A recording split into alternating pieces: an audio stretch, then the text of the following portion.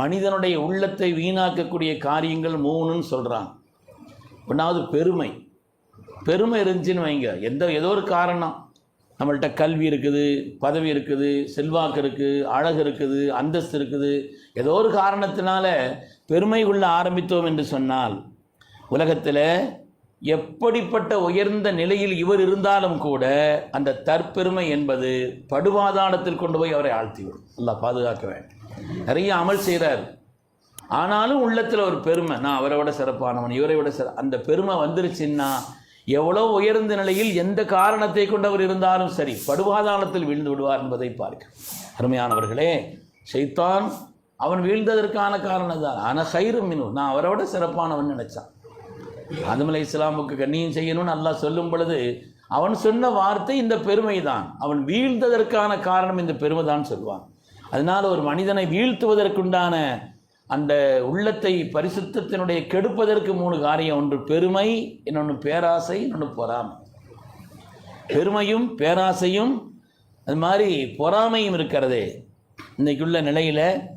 அதாவது பெருமைன்னு சொன்னால், ஒரு சஹாபி கேட்டாங்க ரலியல்லாஹு அன்ஹு, யா ரசூலல்லாஹ், நான் ஒரு நல்ல ட்ரெஸ் போடுறேன் நாயகமே, என்னுடைய ஆடைகளை நல்லா வச்சுருக்கிறேன், நல்ல அழகான செருப்பு போடுறேன், இதெல்லாம் பெருமையான்னு கேட்டான். இது பெருமையில் ஆகிருமான்னு கேட்டான்.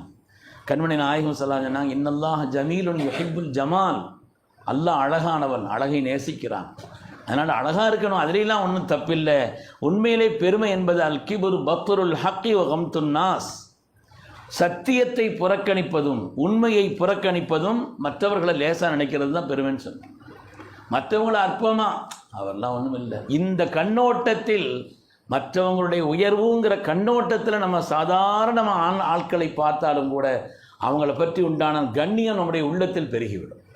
எத்தனையோ பேர், இன்னும் சில இளம் வயதுடைய எத்தனையோ வாலிபர்களுடைய பிள்ளைகள், அவங்கள கூட நம்ம பார்த்தாலும் கூட இந்த கண்ணோட்டத்தில் நாம் பார்த்தோம் என்று சொன்னால் அவங்களுடைய அந்தஸ்து, அவங்களுடைய கண்ணியம், சிறுவராயத்திலும் கூட ஒரு பேணுதலான ஒரு வாழ்க்கை, நல்ல அமல்களில் உள்ள ஈடுபாடு, பாவத்தை விட்டு தவிர்ந்திருக்கக்கூடிய நிலை என்ற கண்ணோட்டத்தில் பார்த்தோம்னு சொன்னால் சாதாரணமான நிலையில் இருப்பாங்க.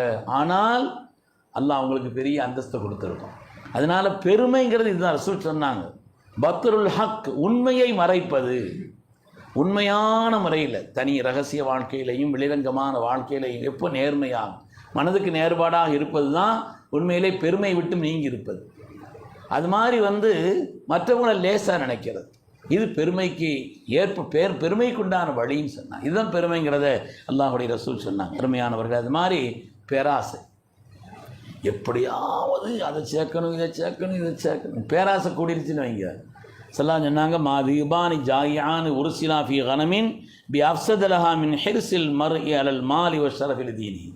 ஒரு மனிதன் பசி, கடுமையான பசி உள்ள அந்த ஓநாய்களை ஆட்டு மந்தையில் கொண்டு அதை அனுப்பிச்சி விட்டா என்ன ஆகும்?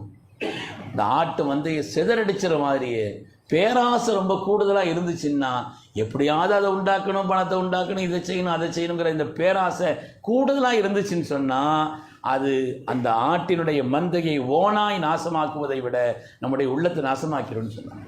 தேவைதான், எல்லாம் தேவைதான், இல்லைன்னு சொல்லலை. ஒவ்வொரு ஆட்களுக்கும் ஒவ்வொரு விதமான தேவைகள் இருக்கும். ரப்பிடத்தில் கேட்கணும், அதற்கான முயற்சி பண்ணணுமே தவிர பேராசை என்பது ஒரு மனிதனை அவனுடைய உள்ளத்தை நாசமாக்கக்கூடிய காரியம். அது பொறாமை.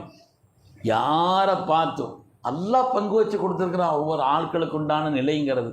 இவர் இப்படி இருக்கணும், அவர் அப்படி இருக்கணும், அழகால், அந்தஸ்தால், அது மாதிரி அவருடைய கல்வியால், பொருளாதாரத்தினால் ஒவ்வொரு ஆட்களுக்கும் எப்படி இருக்கணுங்கிறத ரப்பு சொல்லி இருக்கும் பொழுது, அவன் ஏற்பாடு செய்திருக்கும் பொழுது அதை கொண்டு பொறாமை விடுவதிலே என்ன இருக்குது? பொறாமைன்னு என்ன அர்த்தம்னா, பிறருக்கு உள்ள மாதிரி அவர் மாதிரி நான் இருக்கணுமே, பொருளாதாரத்தில், கல்வியில், நல்ல அமல்கள் அப்படி நினைக்கலாம்.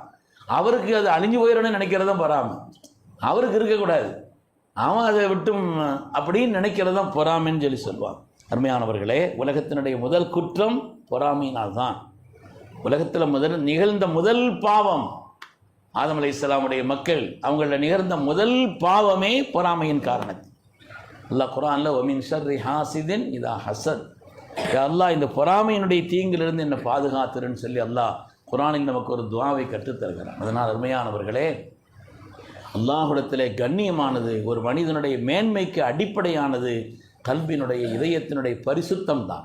அந்த இதய பரிசுத்தத்தை நாசமாக்கக்கூடிய காரியம் என்பதுதான் பெருமையும் அது மாதிரி பேராசையும் பொறாமையும். அல்லாஹ் அவைகளை விட்டும் நம்மை பாதுகாத்தருள்வார். நம்முடைய கல்வி